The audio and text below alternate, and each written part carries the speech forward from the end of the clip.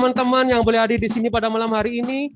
Sebelum itu, ayo dong nyalakan kameranya dulu. Ini Romo Luki aja sudah nyalakan kamera ya. Masa yang lain nggak mau menyalakan kamera? Ya. Ada C Yunita, Ko Guntur, apa ini? Atang, Ko Atang ya mungkin ya. Terus ada C Christine, Ko Yona. Terus ada Jeff, C Levi. Nah semuanya belum nyalakan kamera dulu lah ya. Biar tahu kalian yang mungkin belum mandi.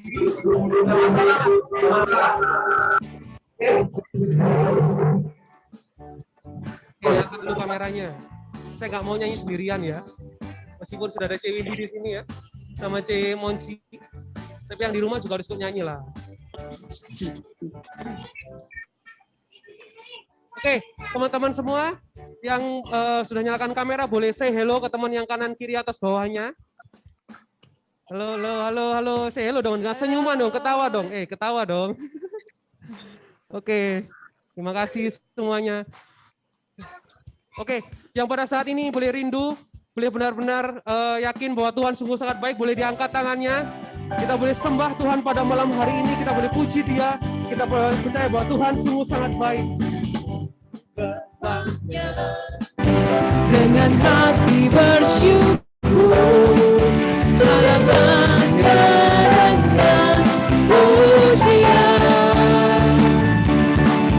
penuhi baiknya dengan nyanyian syukur, hadiratnya ku sukacita.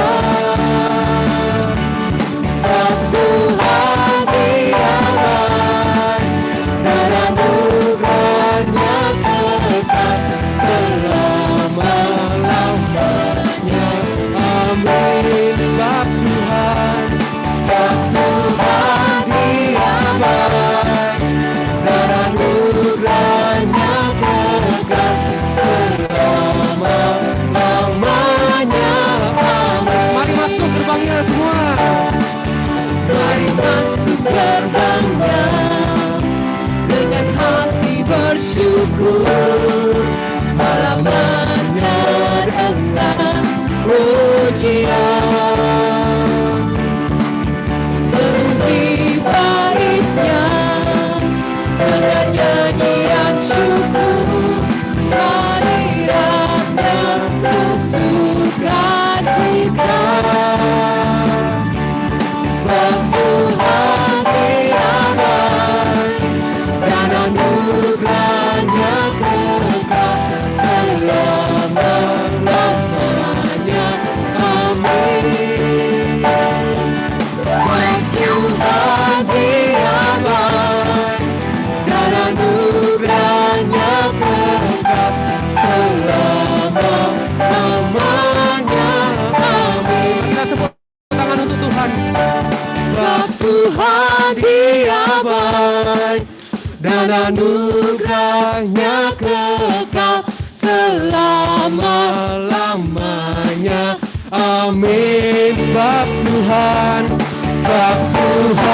Dia baik dan anugerahnya kekal selama-lamanya. Amin. Sebab Tuhan Dia baik dan anugerahnya kekal selama-lamanya. Amin. Sebab Tuhan Dia baik dan anugerahnya kekal selama-lamanya. Amin. Selama-lamanya, selama-lamanya, selama-lamanya. Amin. Yeay, kita boleh sembah Tuhan.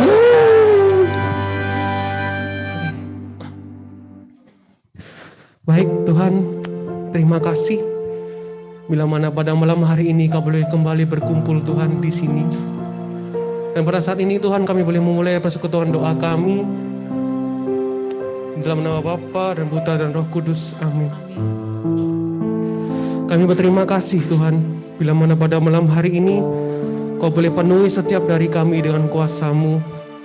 Meskipun Tuhan mungkin di saat ini kami merasa bahwa diri kami sedang berbeban berat, sedang banyak masalah yang boleh kami hadapi Tuhan.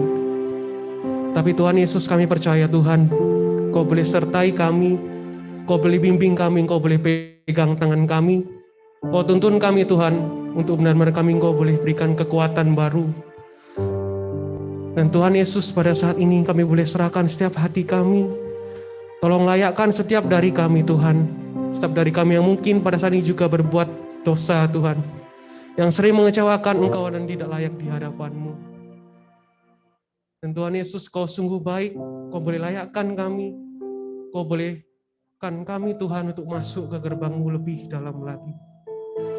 Inilah setiap dari kami percaya bahwa Engkau sungguh sangat baik Tuhan.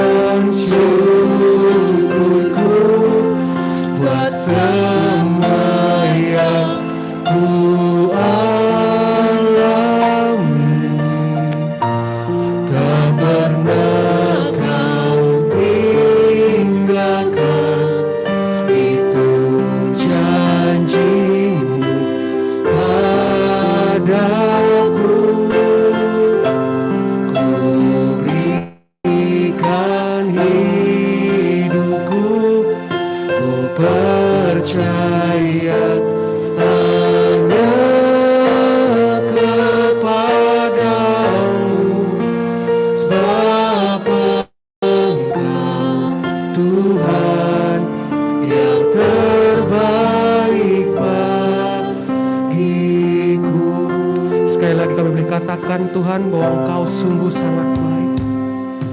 Kau Bapa-Ku yang baik, Kau mengerti yang ku alami. Kau berkata, tenang hatiku, Kaulah kekuatan hidupku. Bapa-Ku yang setia, rencana-Mu indah bagiku.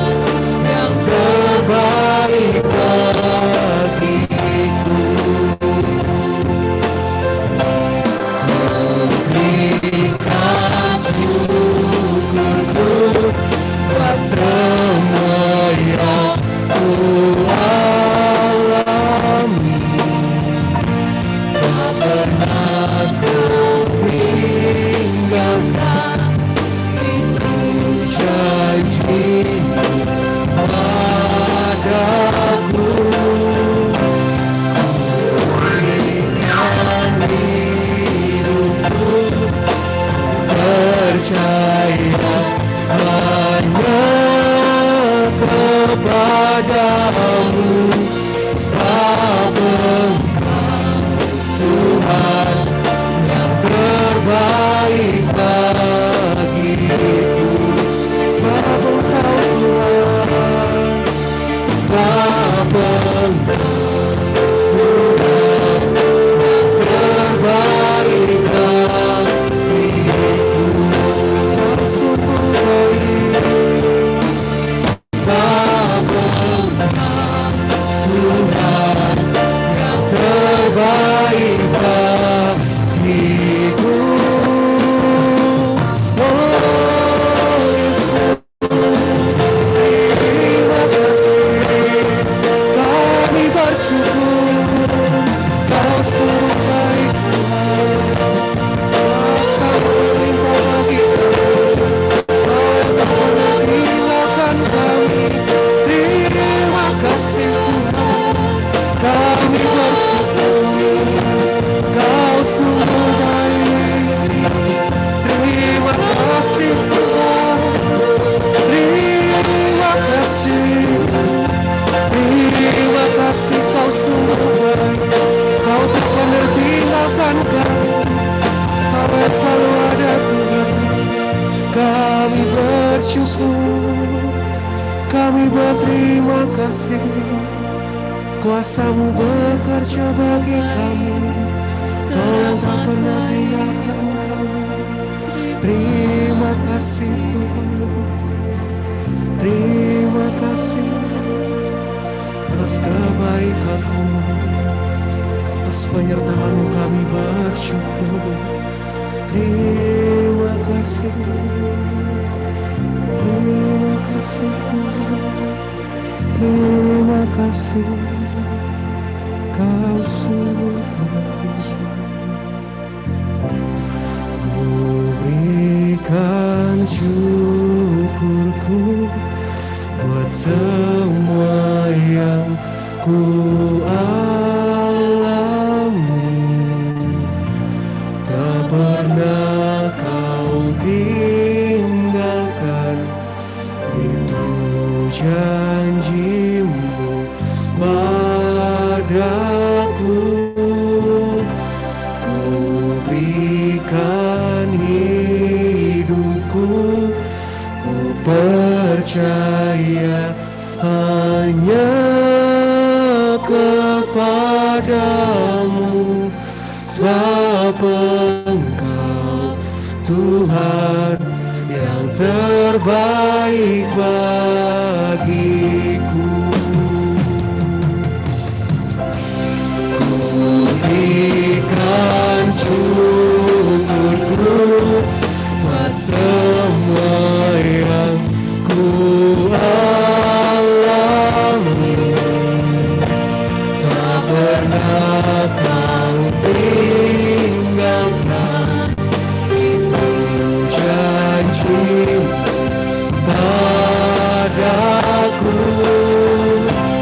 Ku berikan hidupku, ku percaya hanya kepadamu, sebab Tuhan yang terbaik bagiku.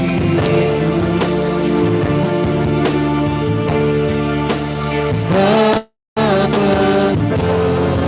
Tuhan yang terbaik bagiku. Sebab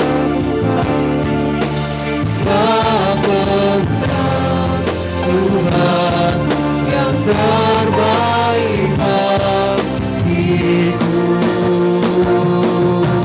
Terima kasih Tuhan, terima kasih Tuhan, terima kasih, terima kasih Tuhan, terima kasih. Terima kasih Tuhan, Kau sungguh sangat baik dalam diri kami. Kami merasakan kehadiran-Mu pada saat ini Tuhan. Kami rasakan Kau boleh hadir dalam setiap hati kami. Dan pada saat ini, izinkan kami semua untuk boleh membuka hati kami lebih dan lebih lagi Tuhan. Untuk Kau boleh hadir dalam setiap diri kami. Engkau boleh urapi setiap dari kami dan kuasa kemuliaan-Mu pada saat ini. Dan Tuhan Yesus, biarkanlah Tuhan kami benar-benar boleh lebih dalam lagi menyembah Engkau pada saat ini. Menyerahkan hati, pikiran, dan fokus kami hanya untuk-Mu Tuhan. Dan biarkanlah Tuhan hati kami boleh memiliki hati seorang penyembah Tuhan. Untuk boleh menyembah-Mu pada saat ini. Kami sembah-Mu Tuhan.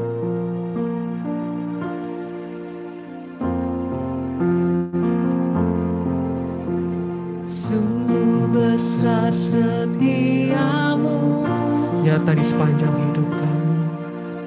nyata di sepanjang hidupku. Darah-Mu telah layakkan kehidupanku. Tiada kata yang bisa, tiada kata yang bisa lukiskan indahnya Kau Tuhan. lukiskan indahnya Kau Tuhan. Bagi-Mu segala pujian dan kemuliaan. Kami tinggikan, Tinggikan Engkau Tuhan, melebihi segalanya, lebih dalam ku menyembah, dalam roh dan kebenaran selamanya.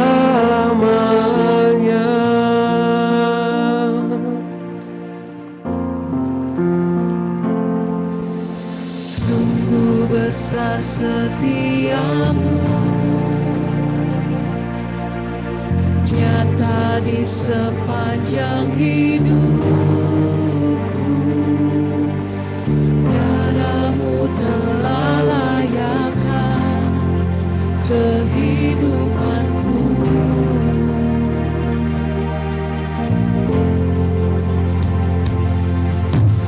Tiada kata yang bisa lukiskan indahnya Kau Tuhan. Bagi-Mu segala pujian dan kemuliaan.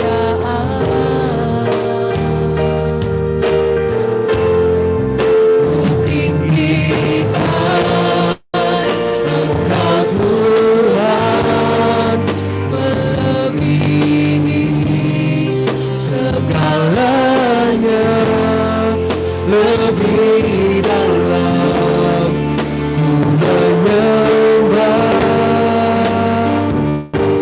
dalam roh dan kebenaran.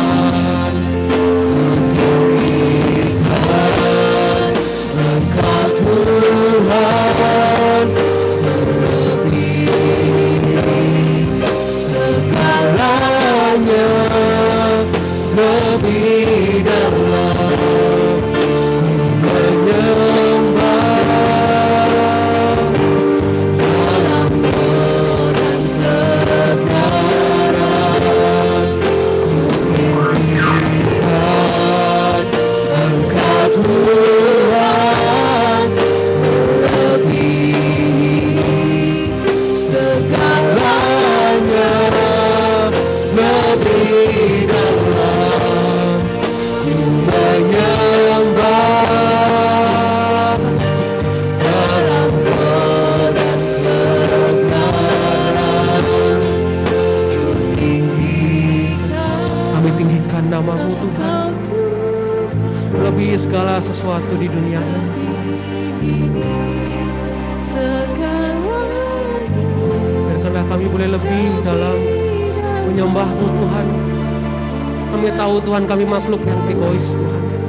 Tapi biarkanlah kami boleh merendahkan diri kami untuk boleh menyembah-Mu saat ini dan meninggikan Engkau Tuhan.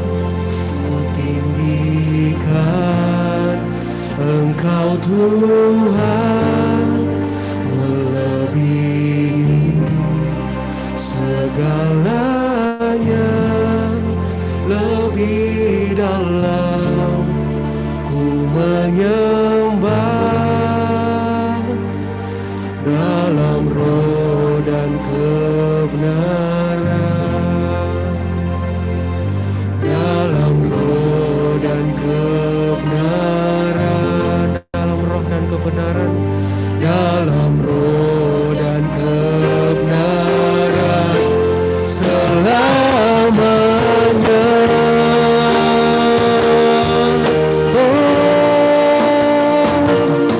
Kami sembah-Mu, kami muliakan-Mu Tuhan, kami puji-Mu, haleluya. Kami sembah-Mu Tuhan, kami tinggikan.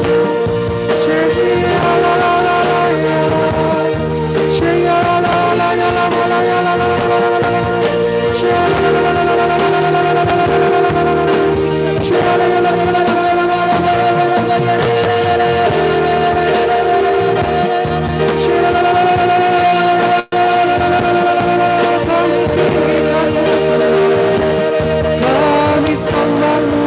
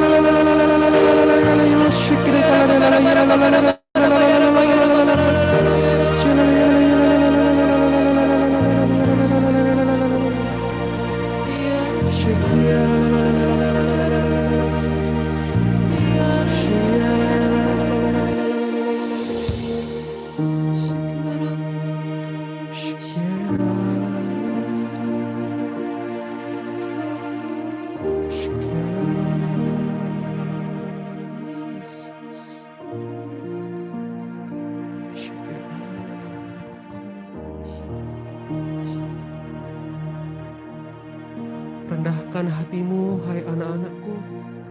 Lihatlah aku yang ada di depanmu pada saat ini.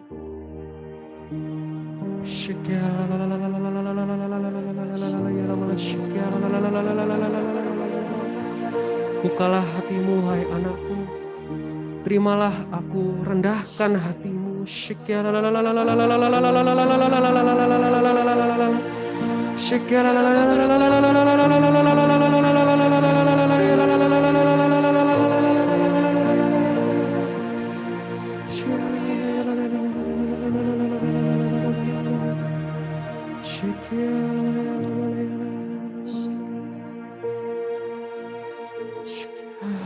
Terima kasih Tuhan, terima kasih. Terima kasih Tuhan. Kau boleh hadir bagi setiap kami, Kau boleh sentuh hati kami melalui setiap firman-Mu. Dan pada saat ini Tuhan, kami boleh akan menjadi para murid-Mu yang boleh mendengarkan setiap firman-Mu. Kau boleh sertai Romo Luki Tuhan yang akan membawakan firman pada malam hari ini. Bila mana Tuhan Kau boleh pakai dia sebagai perpanjangan tangan-Mu Tuhan. Biarkan dia boleh bersembunyi di belakang kaki salib-Mu, supaya hanya Engkau saja Tuhan Yesus yang terutama dalam setiap firman yang boleh dibawakan oleh Romo Luki Tuhan. Dan kiranya Engkau boleh sertai kami juga, para murid-Mu ini, untuk memiliki telinga seorang pendengar Tuhan. Supaya kami benar-benar menyerap setiap firman-Mu, dan boleh menjadikan firman ini sebagai rema dalam hidup kami. Inilah setiap dari kami Tuhan, dan kami boleh rendahkan hati kami untuk menerima-Mu. Kemuliaan kepada Bapa, Putra dan Roh Kudus, seperti pada permulaan, sekarang, selalu, dan sepanjang segala abad. Amin. Silakan Romo. Saudara-saudari yang dikasih Tuhan semuanya, selamat malam. Shalom. Shalom Romo, Shalom, selamat Romo. malam. Salam sehat, penuh sukacita untuk kita semua. Amin. Saudara-saudara, saya ini ya, share screen saya udah kelihatan ya? Kelihatan Romo. Oke. Mari kita bersama-sama dengarkan firman Tuhan yang diambil dari Injil Matius 3. Saya akan bacakan untuk saudara-saudari sekalian ya.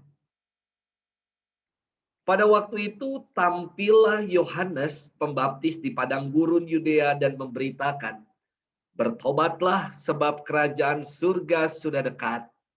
Sesungguhnya dialah yang dimaksudkan Nabi Yesaya ketika ia berkata, "Ada suara orang yang berseru-seru di padang gurun, persiapkanlah jalan untuk Tuhan, luruskanlah jalan baginya." Yohanes memakai jubah bulu unta dan ikat pinggang kulit, dan makanannya belalang dan madu hutan. Maka datanglah kepadanya penduduk dari Yerusalem, dari seluruh Yudea, dan dari seluruh daerah sekitar Yordan. Lalu sambil mengaku dosanya, mereka dibaptis oleh Yohanes di sungai Yordan. Pada waktu itu, ia melihat banyak orang Farisi, orang Saduki datang untuk dibaptis. Berkatalah ia kepada mereka, "Hai kamu keturunan ular beludak, siapakah yang mengatakan kepada kamu bahwa kamu dapat melarikan diri dari murka yang akan datang?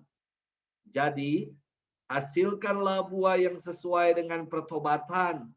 Dan janganlah mengira bahwa kamu dapat berkata dalam hatimu, 'Abraham adalah bapa kami,' karena aku berkata kepadamu, Allah dapat menjadikan anak-anak bagi Abraham dari batu-batu ini. Kapak sudah tersedia pada akar pohon, dan setiap pohon yang tidak menghasilkan buah yang baik pasti ditebang dan dibuang ke dalam api.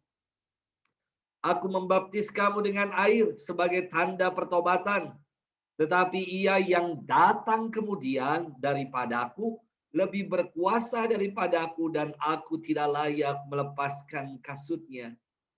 Ia akan membaptiskan kamu dengan Roh Kudus dan dengan api.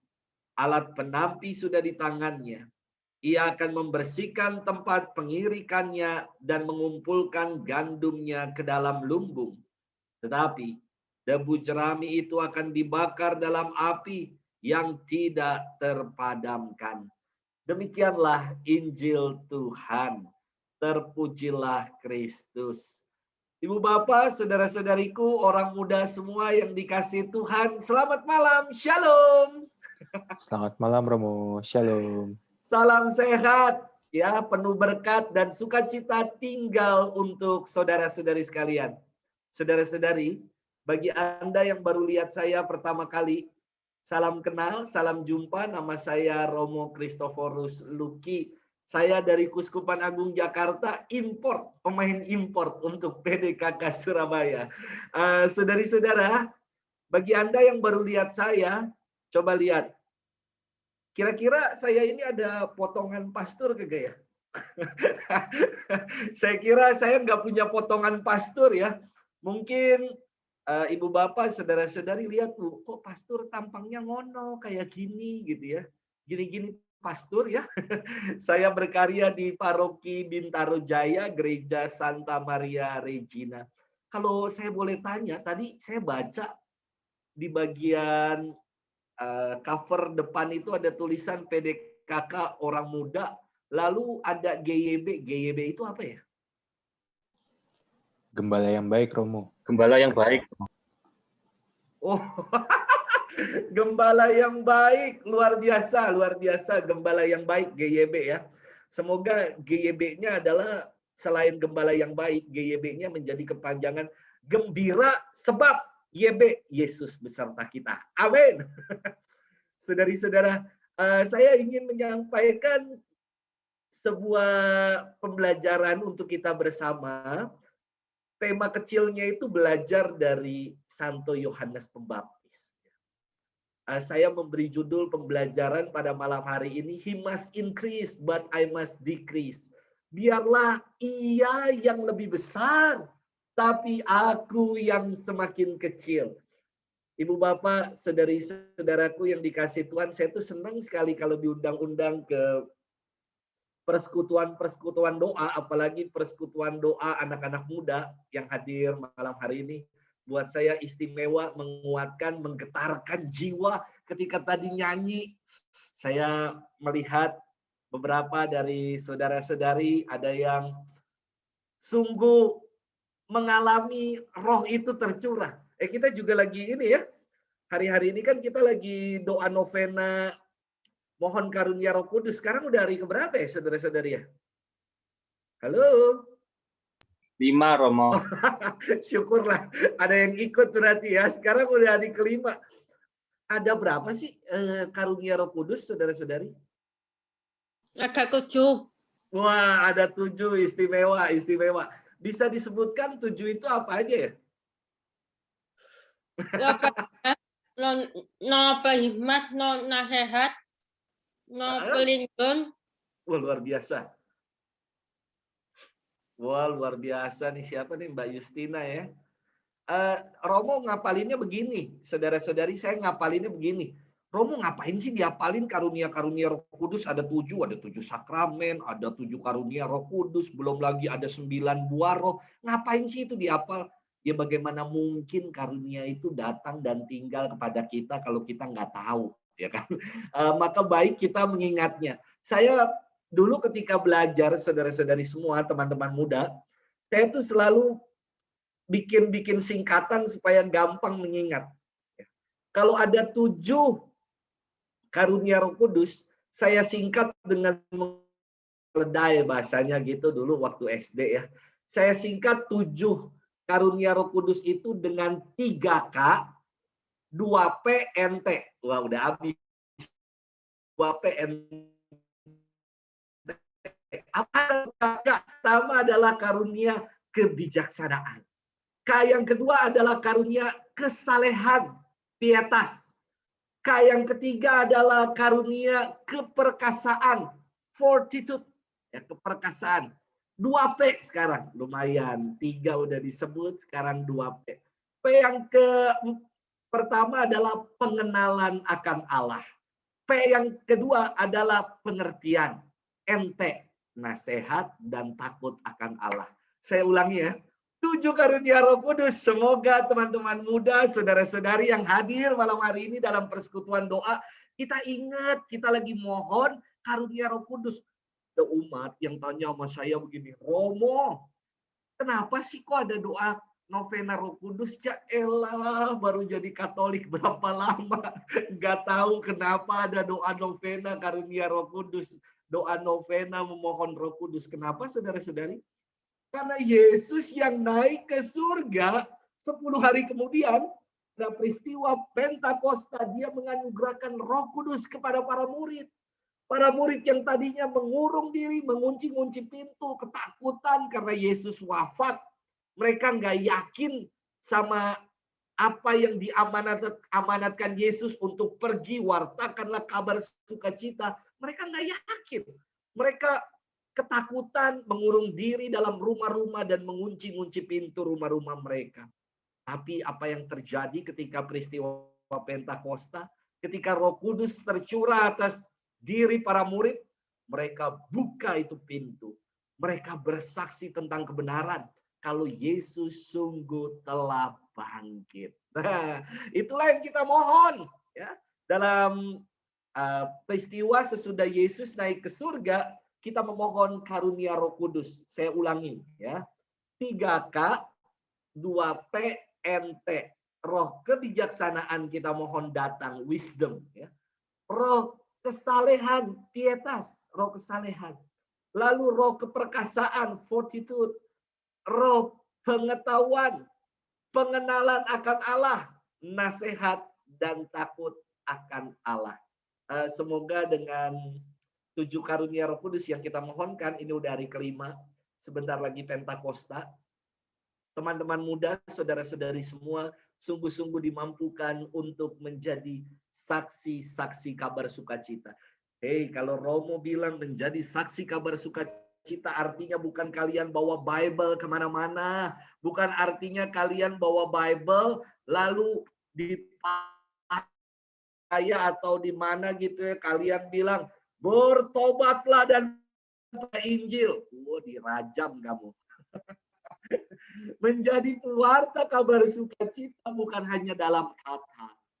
Bukan dengan penginjilan, teriak-teriak, kuar-kuar, bertobatlah dan percayalah kepada Injil. Tidak. Menjadi pewarta kabar sukacita melalui kesaksian hidup kita.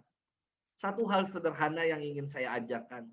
Senyum yang membawa sukacita. Yang membuat sesama kita, saudara-saudari kita akhirnya juga membalas dengan satu senyuman. Itu adalah sebuah kesaksian hidup yang nyata. Senyum aja yang tulus. Senyum jangan dibuat-buat, senyum yang tulus. Sebuah kesaksian dipenuhi dengan sukacita. Nah, saudari-saudara yang dikasihi Tuhan, tadi saya bilang saya senang sekali diundang persekutuan doa malam hari ini. Semoga boleh menjadi berkat bagi kita semua. Kita mau belajar bersama dari tokoh Santo Yohanes Pembaptis, tokoh besar dalam gereja, tokoh istimewa. Ya. Dalam katekismus gereja Katolik, tahu nggak ya katekismus gereja Katolik? Wah, bukunya itu tebal, ya. Tapi Romo pengen kutipkan, saya pengen kutipkan katekismus gereja Katolik nomor 203. Mengatakan demikian, nama dan hakikat seseorang, ini dan arti. Wah, bagus sekali ya.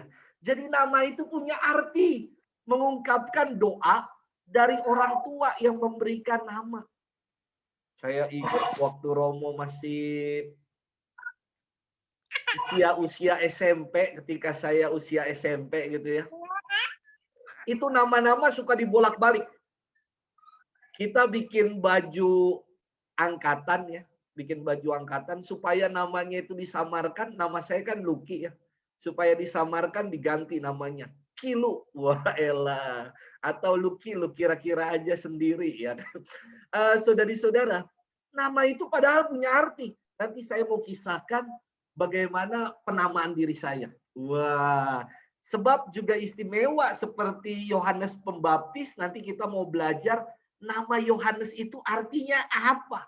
Juga nama saudara-saudari, teman-teman semua yang hadir malam hari ini. Nama punya arti, apakah sungguh nama kita telah mengungkapkan sebuah hakikat dalam kehidupan. Nama kita telah kita wujudkan artinya di kehidupan nyata. Ada seorang novelis besar namanya William Shakespeare. Dia pernah mengungkapkan ini, terkenal sekali ya ungkapannya. Dia mengatakan ini. What's in a name? That which we call a rose by any other name. As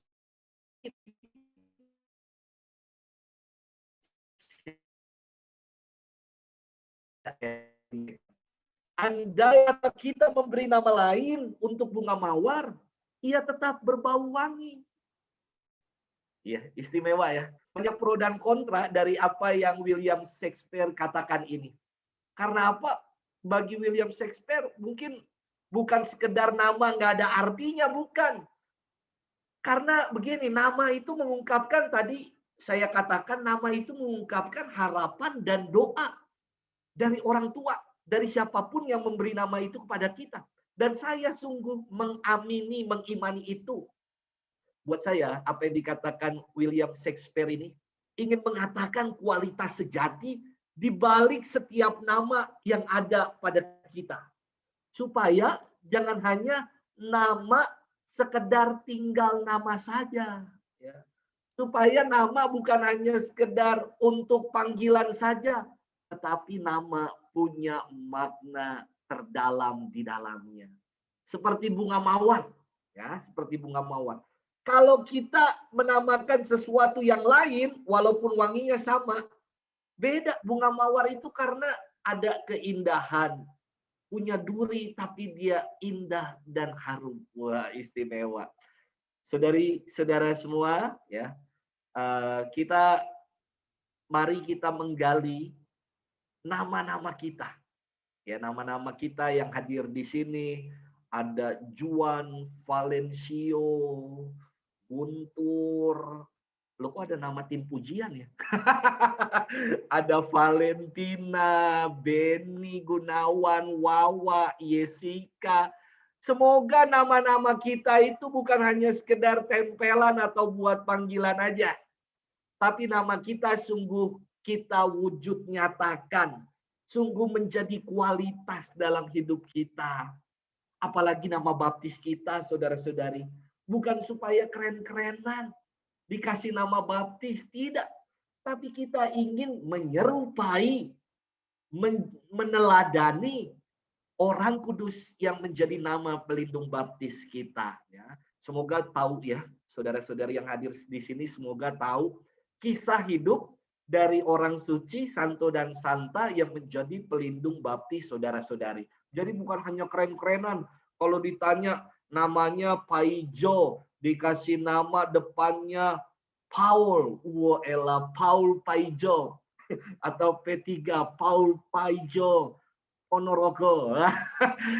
Semoga makna kata Paul sungguh-sungguh melekat dalam diri si Paijo menjadi sebuah kualitas. Kalau Paul itu, Paulus adalah apostel, adalah sebuah rasul yang mewartakan kabar sukacita Tuhan kemanapun. Ya, berani bersaksi. Demikian juga dengan nama-nama kita. Ya. Saudara sekalian, peristiwa kelahiran Yohanes Pembaptis itu adalah peristiwa yang sangat-sangat istimewa, ajaib. Ya. Karena apa? Ketika Zakaria kedapatan tugas untuk membakar ukupan, dia masuk ke dalam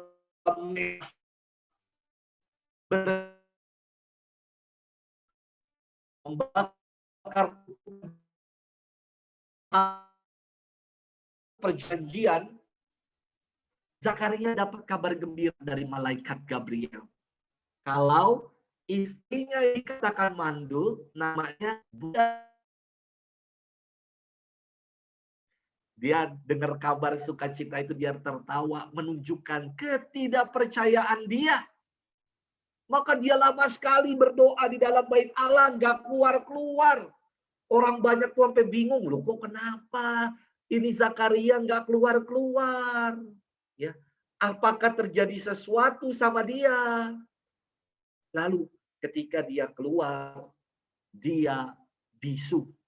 Karena apa? Karena ketidakpercayaannya, ada selaput yang mengikat lidahnya sehingga ia tidak bisa berkata-kata.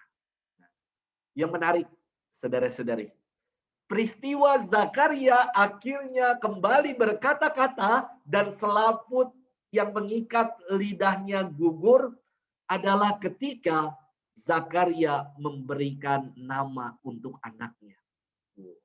Saat orang banyak mau menamakan anak, ya, ibunya tanya sembari timang-timang anaknya ini, "Pak, Dedi, ini anak kita mau dikasih nama siapa?" Wah, ya kan? Lalu Zakaria mengatakan, dia menulis namanya adalah Yohanes. Padahal nggak ada dalam keluarga mereka yang namanya Yohanes.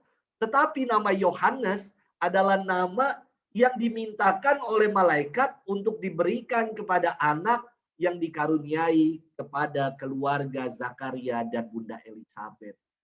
Ketika Zakaria menamai anak itu namanya Yohanes, selaput yang mengikat di lidahnya gugur dan ia kembali berkata-kata memuji dan memuliakan Tuhan.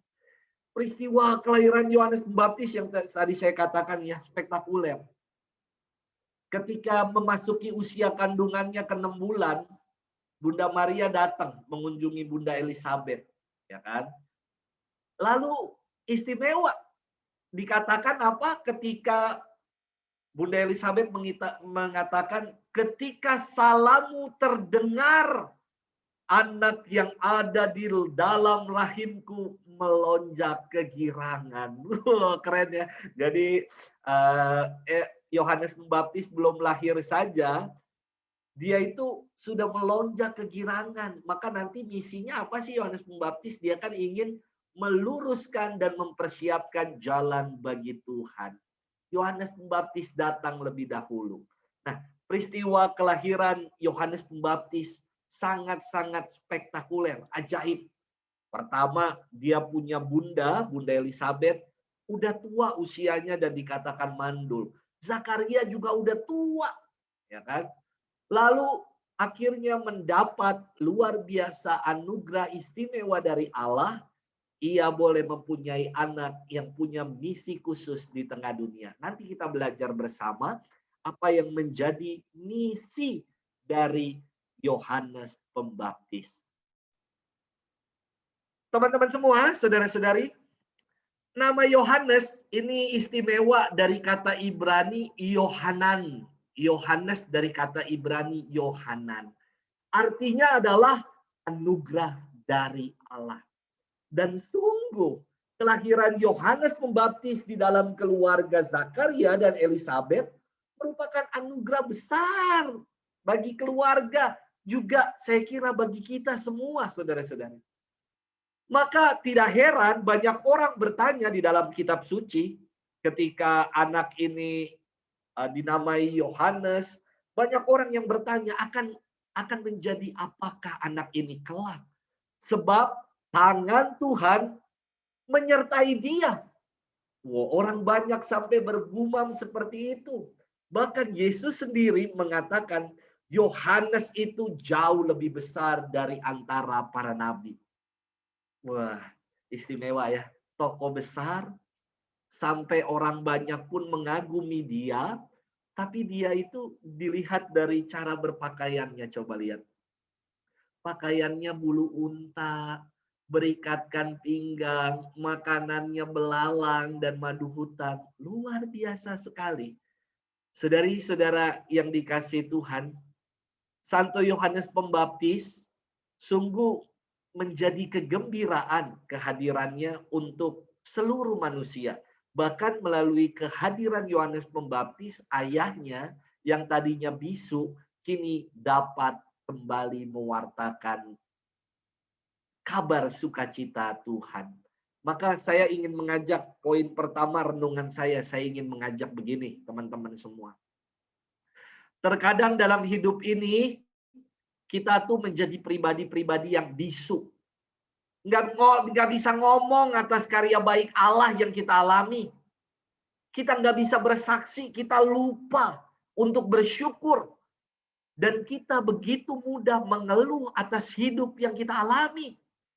Padahal di balik segala perjuangan hidup kita, Allah senantiasa hadir dan menyertai kita. Kita itu selalu menjadi pribadi yang cemas, khawatir akan hari besok, dan meratapi hidup di masa lalu, juga yang sekarang ini kita hadapi. Kita lupa, kalau setiap hari yang Tuhan beri, nafas hidup ini adalah kado istimewa yang Tuhan karuniakan untuk kita. Saudara-saudari sekalian, maka ajakan yang pertama kepada kita sekalian, yang malam hari ini hadir dalam persekutuan doa ini. Jangan lupa untuk bersaksi. Jangan menjadi pribadi-pribadi yang bisu untuk bersyukur atas karya baik Allah yang boleh kita alami dalam hidup ini. Kita mengeluh kadang-kadang ya. Pandemi ini nggak kelar-kelar. Aku udah mau ke gereja, aku udah mau bersekutu lagi. Aku udah mau pergi jalan-jalan ke mall, kemana-mana. Tapi akibat pandemi ini kita diminta untuk tetap tinggal di rumah, bekerja dari rumah, beribadah di rumah. Kadang-kadang kita menggerutu, kadang-kadang kita mengeluh, kadang-kadang kita lupa untuk bersyukur. Teman-teman, sebuah refleksi dari pengalaman pandemi yang kita alami ya. Saya hanya bermenung begini, teman-teman semua. Ketika 2020 lalu ya, sebenarnya Corona itu kan dari Oktober 2019, tapi di Wuhan, kita Indonesia masih menyangkal kalau ada Corona masuk di Indonesia karena katanya bangsa Indonesia bangsa yang kuat. Corona tidak bisa masuk, kami bangsa yang kuat karena suka minum empon-empon. Akhirnya dari menyangkal adanya Corona, kini berjibaku, berjuang melawan, menangkal Corona semakin menyebar luas, ya kan? Apalagi dikhawatirkan habis libur panjang ini, habis mudik Lebaran ini dikhawatirkan akan terjadi tsunami Corona. Kita berdoa semoga nggak terjadi ya seperti yang dialami di negara India. Semoga di negara kita tidak mengalami hal yang serupa. Nah, saya bermenung begini, tahun 2020 Bapak Presiden, kalau saya nggak keliru bulan Maret ya, beliau mengumumkan ada 2 warga negara Indonesia yang terpapar corona ya dari kontak erat dengan orang Jepang kalau saya nggak keliru gitu ya. Wah, mulai dari situ akhirnya gereja mulai lockdown, ditutup, gereja di mana-mana terjadi PSBB gitu ya, pembatasan sosial berskala besar. Padahal PSBB buat saya PSBB pandang salib badai berlalu. Yaelah. Bersama kalau kita berdoa pandang salib BB badai pasti berlalu lah semuanya. Saudari-saudara, saya hanya bermenung begini teman-teman semua. Tanpa kita sangka-sangka tahun lalu, Corona datang, kita menjalani hidup, ya walaupun terkadang susah, sulit, perlu adaptasi. Namun hingga hari ini udah setahun lebih, kita masih kuat, kita masih bisa makan, kita masih disertai Tuhan, kita masih bisa bersekutu walaupun secara online. Artinya apa? Artinya tangan Tuhan senantiasa menyertai kita gitu. Yang kita nggak sangka-sangka aja tahun 2020, kita masih tetap bisa berdiri hingga kini. Seharusnya sekarang kita semakin kuat. Iya dong. Yang kita nggak sangka, belum ada preparation-nya, belum ada persiapannya, tapi kita bisa kok. Seharusnya sekarang ini kita jauh lebih bisa. Kita jauh lebih kuat. Kita seharusnya sekarang ini jauh lebih bersyukur.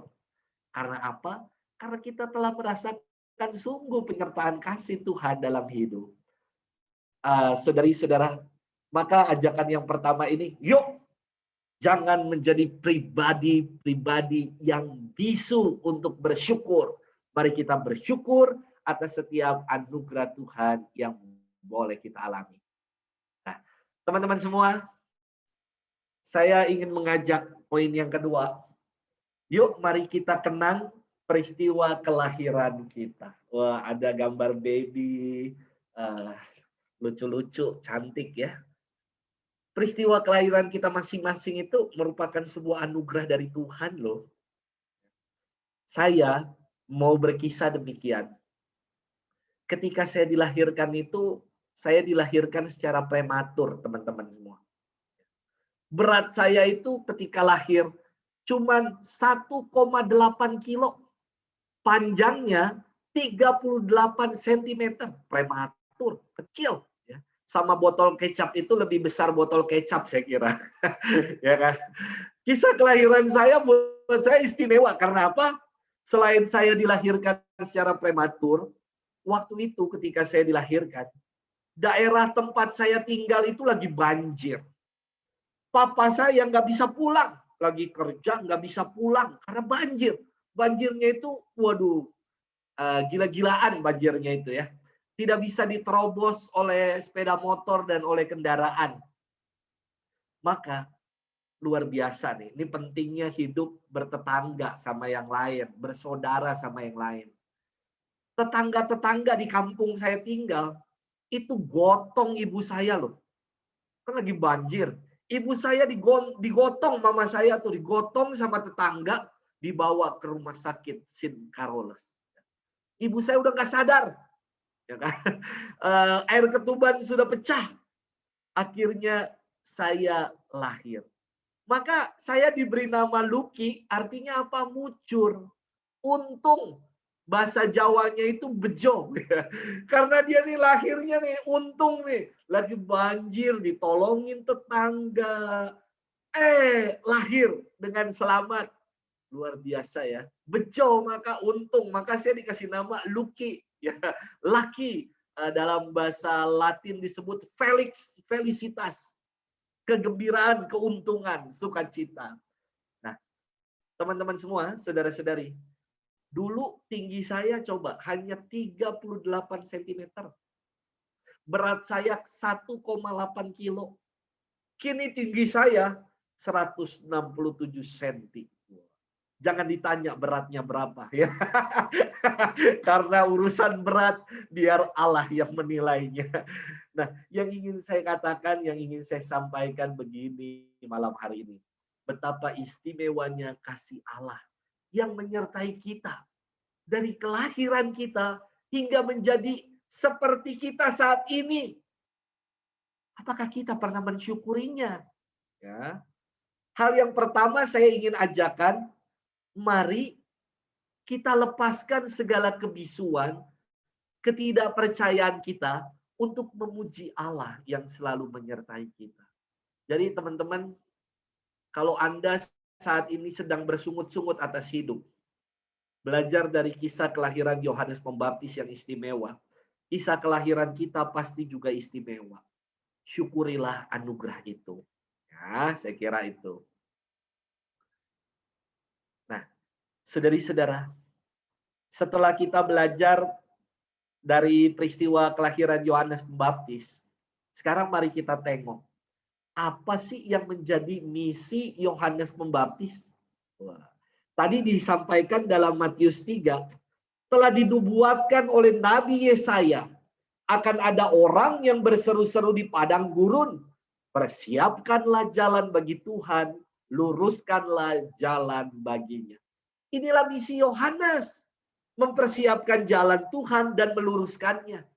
Dan nubuat Nabi Yesaya itu sungguh menjadi nyata melalui Yohanes yang berseru-seru di padang gurun untuk mewartakan pertobatan.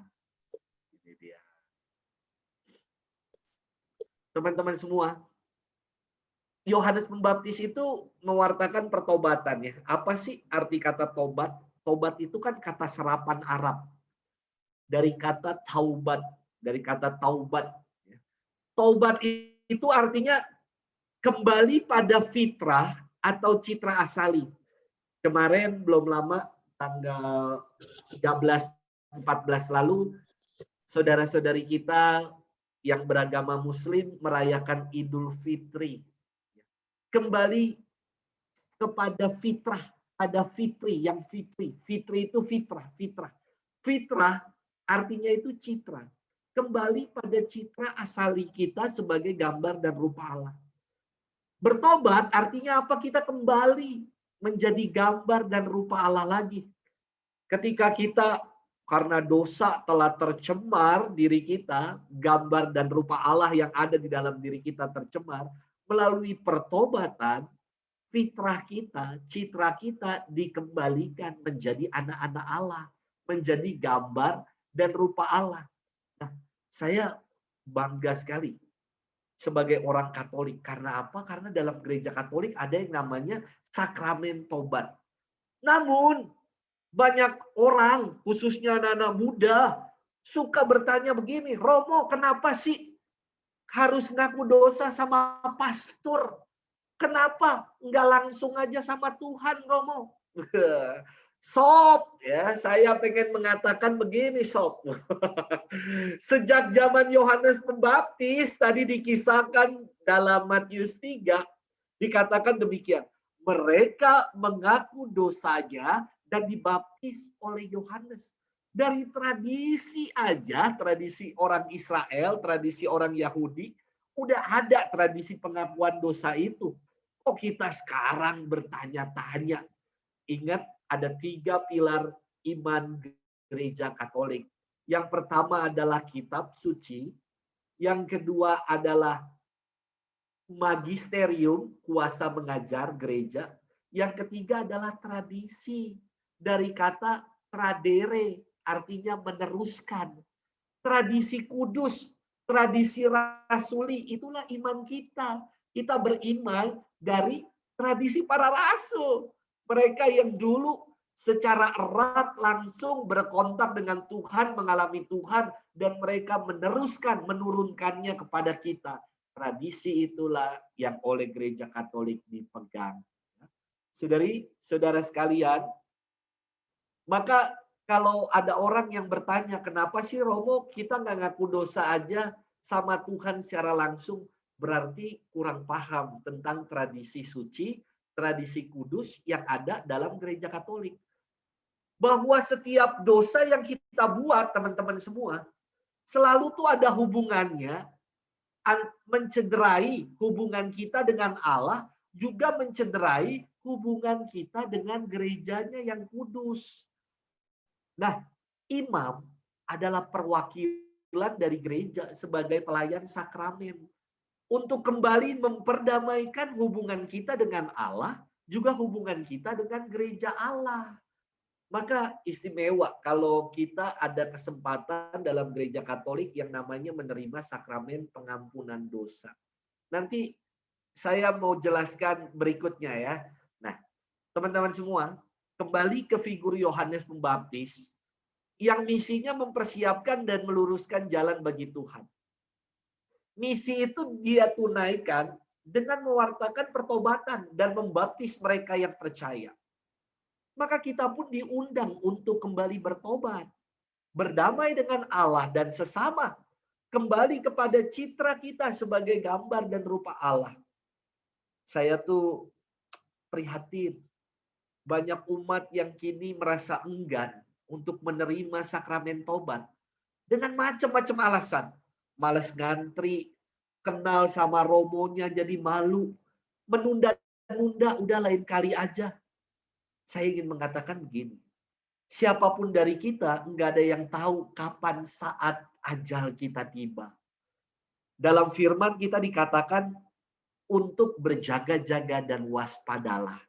Jadi buat saya, jangan sia-siakan anugerah istimewa ini di dalam gereja Katolik. Kita ada yang namanya sakramen pertobatan, sakramen rekonsiliasi untuk mengembalikan kondisi kita pada citra kita yang asali. Teman-teman semua, sederhananya begini buat saya sakramen pengakuan dosa. Orang yang mau mengakui dosa dibutuhkan selain sesal dan kehendak untuk bertobat adalah kerendahan hati. Kerendahan hati untuk mau datang mengakui bahkan di hadapan imam. Jika hanya punya semangat sesal, namun gak punya yang namanya kerendahan hati, ya sama aja, gak bertobat juga ya kan. Nah makanya, bicara soal kerendahan hati, Yohanes Pembaptis adalah teladan istimewa, teladan kerendahan hati yang istimewa. Dia gak pernah jatuh dalam yang namanya dosa kesombongan diri. Buat saya, ada 3 dosa yang paling melekat dari 7 dosa pokok. Ada 3 aja yang paling melekat pada kita, khususnya orang-orang muda. Yang mau saya singkat MMS. MMS, apa aja itu? Marah, males, sombong. Udah mudah marah, males, sombong lagi. MMS nih. 3 dosa yang melekat sama kita. Teman-teman semua, ya. Yohanes Pembaptis itu, dia itu yang membuka jalan, yang mempersiapkan jalan. Bahkan Yesus dibaptis olehnya. Tapi apa yang ia katakan? Ketika para muridnya bertanya kepada Yohanes, apakah engkau Mesias? Yohanes bilang dalam Injil Yohanes ya, aku bukan Mesias. Aku membaptis kamu dengan air, tetapi ia yang akan datang membuka tali kasutnya pun aku tidak layak. Luar biasa teladan kerendahan hati yang diteladankan oleh Yohanes. Bahkan dalam Injil Yohanes 3 ayat 30 dikatakan demikian. Ia harus makin besar, tetapi aku harus makin kecil. Nah, saudara-saudari, terkadang dalam kehidupan nyata kita, dalam kehidupan kita, dalam kehidupan juga pelayanan kita itu berlomba-lomba untuk membesarkan diri. Wah, pelayanan kita, karya kita ingin dipuja, dipuji, diterima, ingin dapat tepuk tangan, ingin diapresiasi. Wah, elah. Belajar dari Santo Yohanes Pembaptis. Apapun karya-karya besar yang ia buat, ia melakukan itu dasarnya apa? Untuk melaksanakan kehendak Tuhan. Biarlah nama Tuhan yang semakin lebih besar, bukan nama kita pribadi. Maka tadi bagus saya kira doa dari WL kita. Supaya Romo bersembunyi di balik kaki Tuhan. Keren. Saudari-saudara, semoga apapun yang kita buat, pelayanan-pelayanan kita, bukan untuk mengedepankan diri kita, tapi untuk nama Tuhan yang ingin kita kedepankan. Untuk membesarkan nama Tuhan, bukan untuk membesarkan nama pribadi-pribadi kita. Suatu kali pernah ada seksi dalam gereja, ya, datang kepada saya.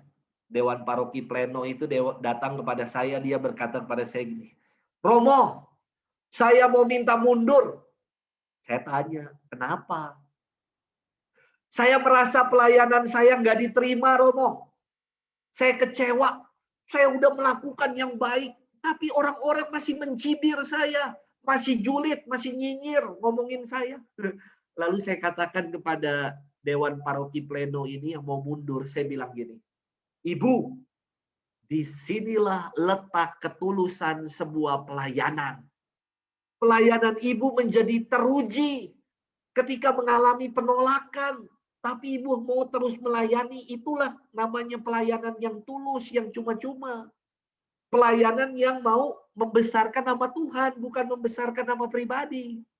Kalau hanya kita mau pelayanan yang dapat puja dan puji, tepuk tangan, diapresiasi, itu namanya pelayanan kita untuk membesarkan nama kita. Ya, ketika kita mengalami cibiran, lalu ngambek, mutung, nggak mau lagi ke gereja, muntaber, mundur tanpa berkata-kata, ya elah, itu bukan pelayanan. Ya. Terkadang kita itu mudah sekali sakit hati karena nggak diterima, atau dengar dari si Anu begini, kita marah. Teman-teman semua, saudara-saudariku, saya ingin mengatakan, disinilah letak kualitas pelayanan kita, ya. Jadi kalau kita mengalami tantangan macam itu, pembelajaran seperti itu, teruslah melayani, teruslah berbuat baik. Nah, tokoh Yohanes Pembaptis tampil, dia itu tampil bukan untuk mengedepankan dirinya, melainkan untuk mempersiapkan sesuai dengan misinya tadi, untuk mempersiapkan dan meluruskan jalan Tuhan. Persiapan yang Yohanes buat adalah mengajak seluruh umatnya untuk bertobat dan memberikan diri untuk dibaptis. Teman-teman semua, kita pun telah dibaptis. Dan ketika kita dibaptis, kita diangkat menjadi anak-anak Allah. Dan sebagai anak, kita diangkat menjadi ahli waris di dalam kerajaan surga. Maka pertanyaan berikutnya untuk kita, apakah kita sudah berlaku selayaknya anak-anak Allah? Ya, semoga kita berlaku selayaknya anak-anak Allah yang mau senantiasa punya semangat untuk bertobat, untuk kembali menjadi gambar dan rupa Tuhan. Selamat bermenung dari kisah Yohanes Pembaptis ini. Tuhan memberkati kita. Amin. Amin. Terima kasih Romo atas firman-Nya. Lalu selanjutnya dikembalikan kepada tim pujian. Dipersilahkan.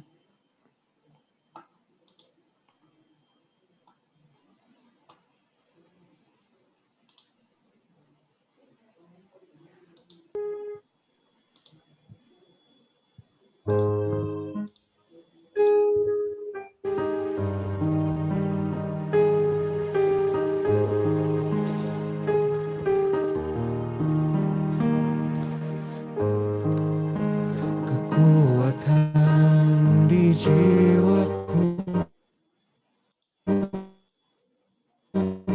ketenangan batinku, ada dalam hadirat-Mu, ku menyembah-Mu.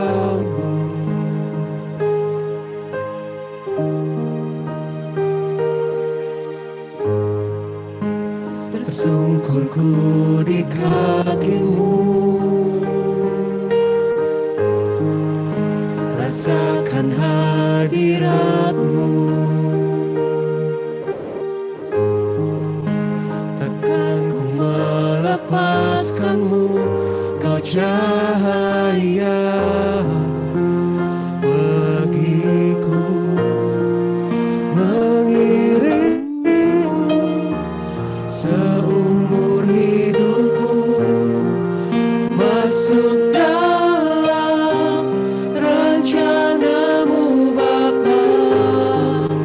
Pikiranku, kehendakku,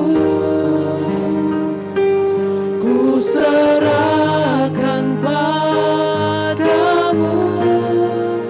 Harapanku hanya di dalam-Mu, ku kan teguh bersama-Mu Tuhan. Jadikanku bejana-Mu untuk memuliakan-Mu. Tersungkur kami di kaki-Mu Tuhan. Tersungkurku di kaki-Mu, rasakan hadirat-Mu, rasakan hadirat-Mu. Takkan ku melepaskan-Mu, Kau cahaya bagiku, mengiringku seumur hidupku, masuk dalam rencana-Mu Bapa. Pikiranku, kehendakku, ku serahkan padamu. Harapanku hanya di dalam-Mu, ku kan teguh bersama-Mu Tuhan. Jadikanku bejana-Mu untuk memuliakan-Mu, mengiringi seumur hidupku, masuk dalam rencana-Mu Bapa.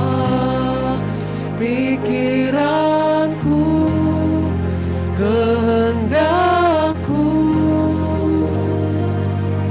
ku serahkan padamu.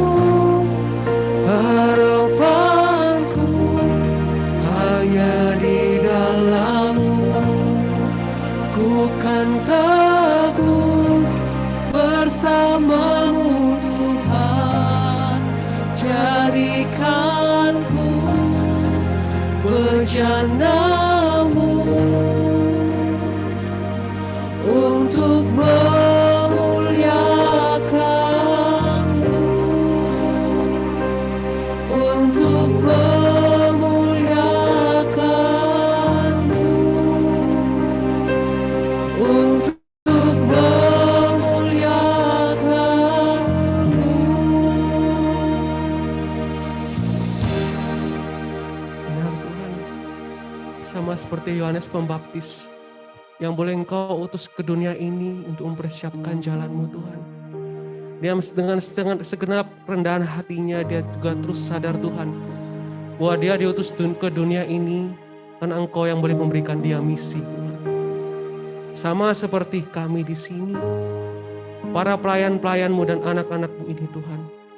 Kau boleh utus kami di dunia ini untuk boleh terus melayani Engkau, terutama dalam setiap aspek kehidupan kami, keluarga kami, dalam setiap pekerjaan kami, pelayanan gereja kami, ataupun dalam kegiatan bermasyarakat kami, Tuhan.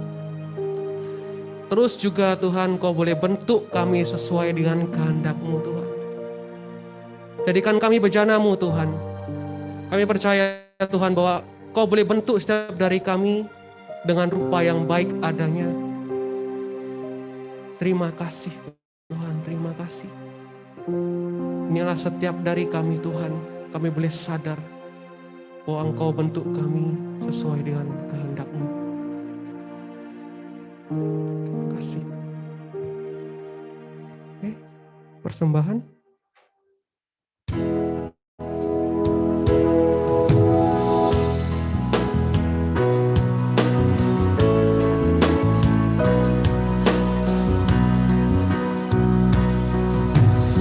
Anugerah-Mu kepadaku tak pernah berubah. Perbuatan-Mu yang hidupku mendalam hatiku. Tercengangku dibuat-Mu, ku kagum padamu. Tak habis hidupku yang luput dari-Mu. Kau indah, Kau mulia, tiada seperti-Mu. Ku ingin hidupku menyenangkan-Mu.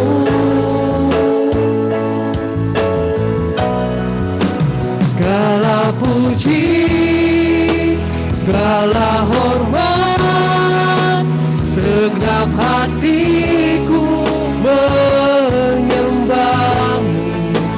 Terimalah segenap hidupku sebagai persembahan yang hidup. Segala puji, segala hormat, segenap hatiku menyembah-Mu. Terimalah segenap hidupku sebagai persembahan yang hidup.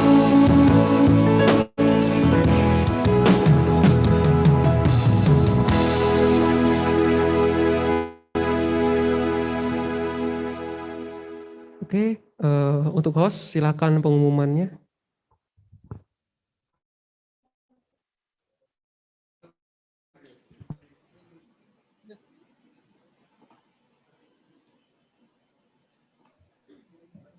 Silakan Wawa.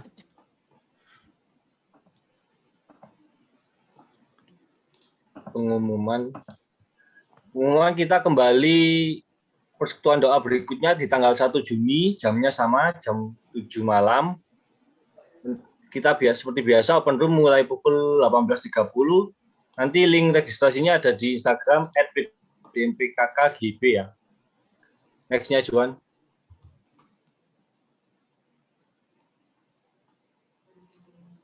Terus kita juga ada Kombas atau sel. Seminggu Selasa setelah PD, berarti Selasa depannya kita ada sel. Melalui via Discord, Zoom, atau Google Meet sesuai kesepakatan sel masing-masing. Bagi teman-teman yang mungkin belum mau masuk ke dalam sel, tapi belum ada selnya, bisa menghubungi C. Levi di nomor ini, 089 680 di depan komen.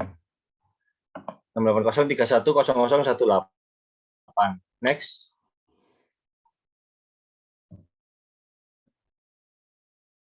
Persekutuan doa ini juga akan diupload di YouTube PDMPKK GIB. Silakan teman-teman di subscribe, like, dan komen ya channel YouTube kami. Terima kasih. Next-nya, Juan.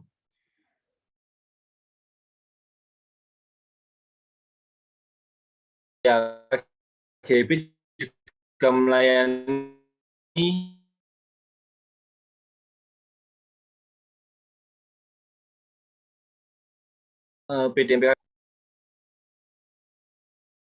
Next. Terima kasih, sekian pengumuman dan kita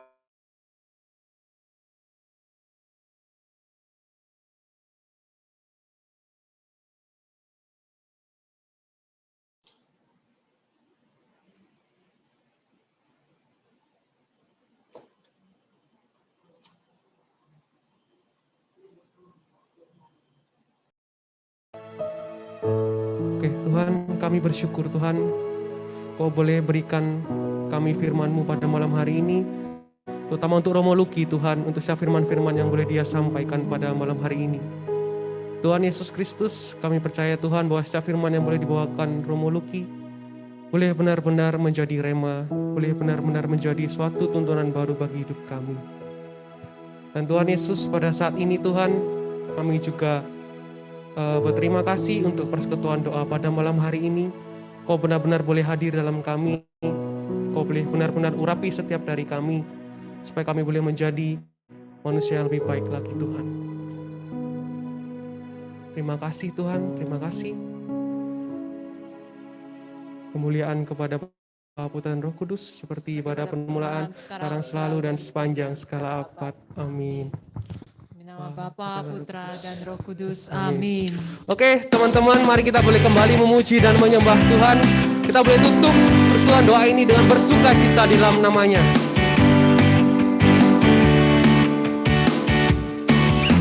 Tak terbayang kebesaran-Mu dan tak terbanding kekuatan-Mu Tuhan. Kau megah bagiku segenap jiwa dan pengharapan, telah ku serahkan untuk rencana-Mu Tuhan. Kau Raja atasku, hanya Kau yang layak ditinggikan. Ajaib Kau Tuhan, agung dan perkasa. Kau sumber kemenanganku, layak berkuasa, meminta selamanya. Yesus, Kaulah Raja mulia, ajaib Kau Tuhan, agung dan perkasa. Kau sumber kemenanganku, layak berkuasa, meminta selamanya. Yesus, Kaulah Raja mulia, Yesus, Kaulah Raja mulia, Yesus, Kaulah Raja mulia. Terima kasih semuanya, terima kasih. Sampai ketemu lagi di persekutuan doa GP. Oke, Tuhan Yesus memberkati. Bye-bye. Boleh yuk dinyalakan kameranya, kita akan dokumentasi. Yang kameranya masih off, boleh dinyalakan dulu. Oke, sebelum teman-teman live, kita dokumentasi dulu. Ya, masih kameranya off, masih ditunggu untuk dinyalakan, teman-teman semuanya. Nanti 2 kali jepret ya, jadi nanti pas dihitung mundur, 2 kali teman-teman tetap senyum aja. Oke. Oke, yang pertama ya. Siap teman-teman semuanya. Hitung ya. 3, 2, 1. Oke. Sebentar.